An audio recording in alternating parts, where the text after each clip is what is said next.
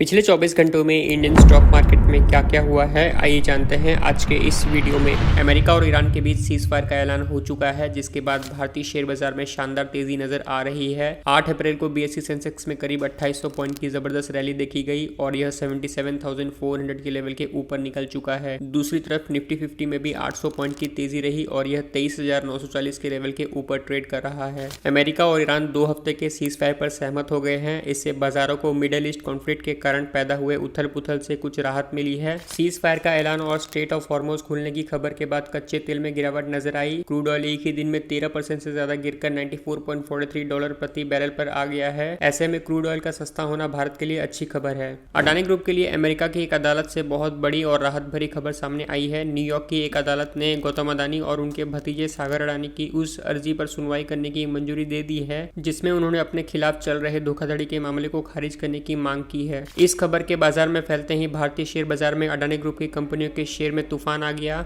निवेशक इस फैसले को ग्रुप की बड़ी जीत के रूप में देख रहे हैं, जिसकी वजह से ग्रुप के लगभग सभी स्टॉक में जबरदस्त खरीदारी देखने को मिल रही है। सबसे ज्यादा फायदा अडानी ग्रीन एनर्जी के शेयर में देखने को मिला, जो करीब 11% की तेजी के साथ 1028 के लेवल को पार कर चुका है। वहीं ग्रुप की मुख्य कंपनियां अडानी एंटरप्राइजेस के शेयर भी पीछे नहीं रहे और इसमें 8% की बड़ी बढ़त दर्ज की गई। मीडिया कंपनी एनडीटीवी के शेयर में भी निवेशकों ने खूब बाइंग की है। इंडिगो की parent company inter globe aviation के शेयर में 8 अप्रैल को जमकर खरीदारी हो रही है। यह स्टॉक बीएसई पर 11% तक की उछाल के साथ 4,600 रुपए के आसपास ट्रेड कर रहा है। इंडिगो के शेयर में यह पिछले 4 साल में एक दिन में आने वाला सबसे बड़ी तेजी है। बता दें कि पिछले 5 कारोबारी दिन में यह स्टॉक करीब 20% तक बढ़ चुका है। इस तेजी की सबसे बड़ी वजह एयरपोर्ट इकोनॉमिक रेगुलेटरी अथॉरिटी का फैसला रहा। एईआरए ने बड़े एयरपोर्ट्स पर लैंडिंग और पार्किंग चार्ज में 25% की कटौती कर दी है, जो तुरंत लागू हो गई है। भारतीय रिजर्व बैंक के गवर्नर संजय मल्होत्रा ने बुधवार को कहा कि एचडीएफसी बैंक के सुपरवाइजरी इंस्पेक्शन के दौरान उसके संचालन या तौर तरीकों से जुड़ी कोई गड़बड़ी नहीं पाई गई है। इसका असर एचडीएफसी बैंक के शेयर पर भी देखने को मिल रहा है। आज दोपहर 1:30 के आसपास एचडीएफसी बैंक के शेयर में 5% यानी कि करीब 40 रुपए की बढ़त देखने को मिली और यह 811 और 812 रुपए के आसपास ट्रेड करता दिखा। आरबीआई के गवर्नर ने प्रेस कॉन्फ्रेंस में एचडीएफसी बैंक के चेयरमैन अतुल चक्रवर्ती के अचानक इस्तीफे और उसके बाद बैंक के शेयर की कीमत में आई बड़ी गिरावट से जुड़े एक सवाल के जवाब में कहा कि आरबीआई ने बैंक की मीटिंग की डिटेल्स भी देखी है